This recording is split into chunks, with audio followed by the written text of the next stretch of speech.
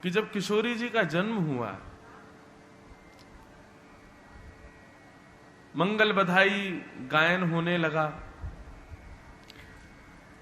पूरे ब्रजमंडल में आनंद की लहर छा उठी, आकाश में देवी देवता भी पुष्प वर्षा करने लगे, सब देवता गा रहे हैं, नाच रहे हैं, झूम रहे हैं, सब ब्रजवासी आनंदित होकर के वृषभानु जी को बधाई दे रहे हैं। पर वृषभानु जी और कीर्ति मैया प्रसन्न नहीं है। क्यों? लाली को जन्म तो भयो है, सुकुमारी लाली आई है, या से प्रसन्नता तो है, पर जैसी प्रसन्नता होनी चाहिए वैसी प्रसन्नता हृदय में नहीं है। क्यों? क्योंकि लाली को जन्म तो है गयो, लेकिन लाली को जब से जन्म भयो है मुस्कुरा तो रही है, हाथ पांव तो चला रही है, लेकिन नेत्र नहीं खोल रही है अपने। 1 दिन, 2 दिन, 6 दिन, 7 दिन बीत गए, महीने बीतने पर आ गया, लेकिन किशोरी जी ने अपने नेत्र नहीं खोले। कोई गोद में लेकर के खिलावे तो किशोरी जी मुस्कुरा जामे, किशोरी जी के हाथ भी चल रहे हैं, पांव भी चल रहे हैं, सब क्रिया है रही है, लेकिन नेत्र नहीं खुल रहे हैं। और यह बात से श्री वृषभानु जी और कीर्ति मैया बड़े उदास हैं। कहीं हमारे लाली को कोई रोग तो ना है गयो, ऐसो कहा है गयो, हमारी प्यारी श्यामा नेत्र क्यों ना खुल रही है। तब श्री नारद जी का आगमन हुआ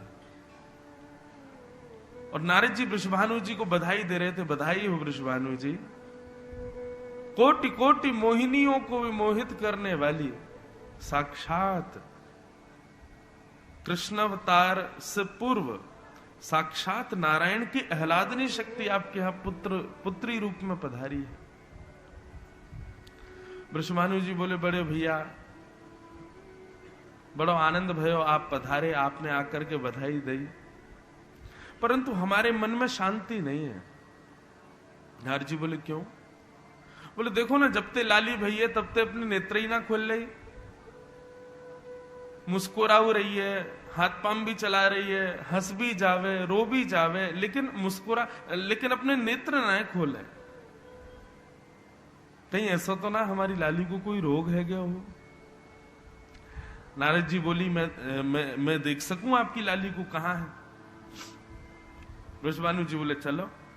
जैसे अंतःपुर में लेकर के गए, स्वर्ण जटित पालना, चारों तरफ दास दासियां खड़ी हैं, और जैसे ही पालना में झांक करके देखो, कृष्ण मनोहारिणी श्री वृषभानु सुता, अत्यंत सुकोमला, कमल जैसे अंग हैं जिनके, कमल जैसे नेत्र हैं जिनके, 6-7 दिन के बालक का रूप अनुभव में नहीं आता, लेकिन किशोरी जी के रूप को देख करके मानो नारद जी अपनी सुध बुध भूल गए हो कि मैं कौन हूं।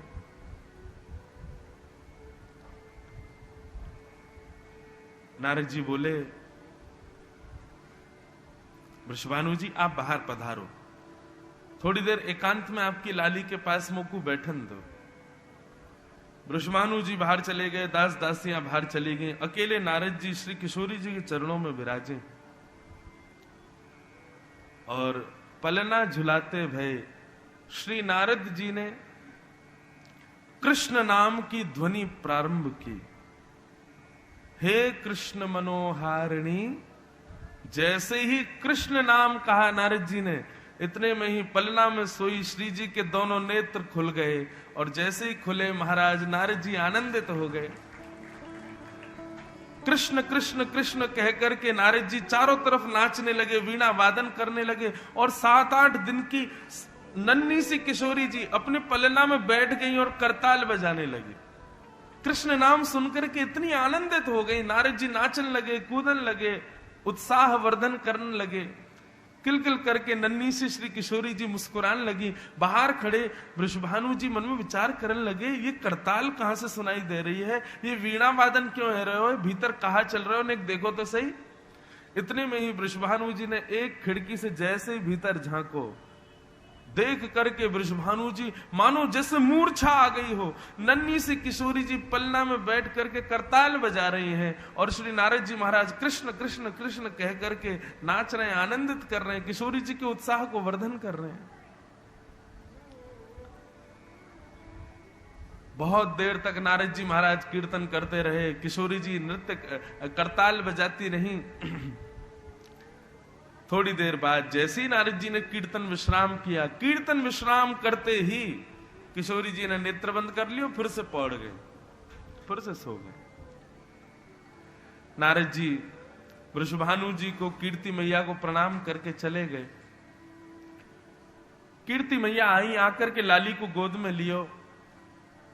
सब सुख है, लेकिन यही दुख है कि लाली आंख क्यों ना खोले। खूब प्रयास किए लेकिन नहीं खोली। तब वृषभानु जी आए। वृषभानु जी बोले सुनो, नक लाली को मुख दियो।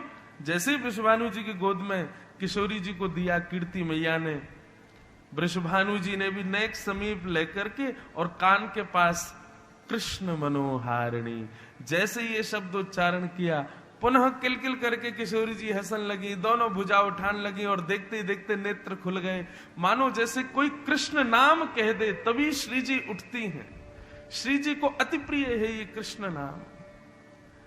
तब से जन्मी तो श्री राधा रानी है बरसाने में, लेकिन जाकू देखो जो आ रहा है वो कृष्ण नाम की बधाई लेकर के आ रहा है। कृष्ण सुनते ही किशोरी जी आनंदित हो गए। ऐसी हमारी श्यामा जी। वृंदावन जाओ तो राधे राधे कहो, लेकिन बरसाने जाओ तो जय श्री कृष्ण कहो। राधा रानी के सामने आप राधे राधे कहोगे कोई बड़ी बात थोड़ी है। राधा रानी के सामने उन्हीं को नाम उच्चारण करोगे, उनको सुख कहां मिलेगा। किसी व्यक्ति के सामने उसके प्रेमी का नाम उच्चारण करो, वासे उनको सुख मिले। अगली बार जब आप जाओ राधा रानी के दर्शन करवे बरसाने, हे कृष्ण मनोहारिणी, इस नाम से किशोरी जी को प्रणाम करना। किशोरी जी को भाता है, किशोरी जी को प्रिय लगता है। ऐसी हमारी श्यामा जी का प्रादुर्भाव भयो, उनको हम बारंबार प्रणाम करें। किशोरी जी बंधुओं, बोलने के लिए स्थान, समय, भाव, प्रेम सब चाहिए, तभी किशोरी जी के भाव कुछ अंश कह सकते हैं किशोरी जी के लिए।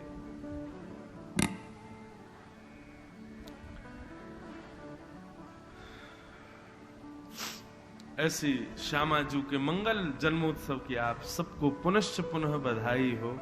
बारंबार आप सबका मंगल हो।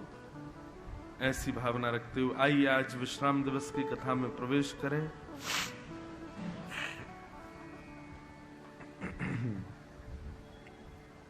भगवान का विवाह रुक्मिणी जी के साथ में सुसंपन्न हुआ और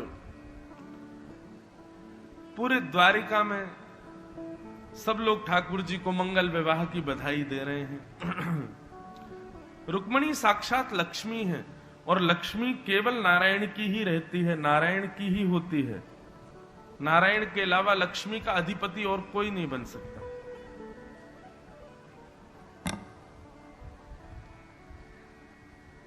कृष्ण का विवाह रुक्मिणी जी के साथ में हुआ। सत्राजित नाम का एक व्यक्ति द्वारिका में रहता है। उसके पास स्यमंतक मणि है। उस मणि की पहचान है कि उस मणि से हजारों किलो सोना रोज निकलता है। भगवान ने मन में विचार किया, अकेला व्यक्ति इतने सारे सोने का क्या करेगा। ठाकुर जी ने जाकर के उसको समझाया, बोले भाई तुम ये मणि द्वारिका के कार्यालय में दे दो, इससे जितना भी धन होगा, जितना भी वैभव होगा,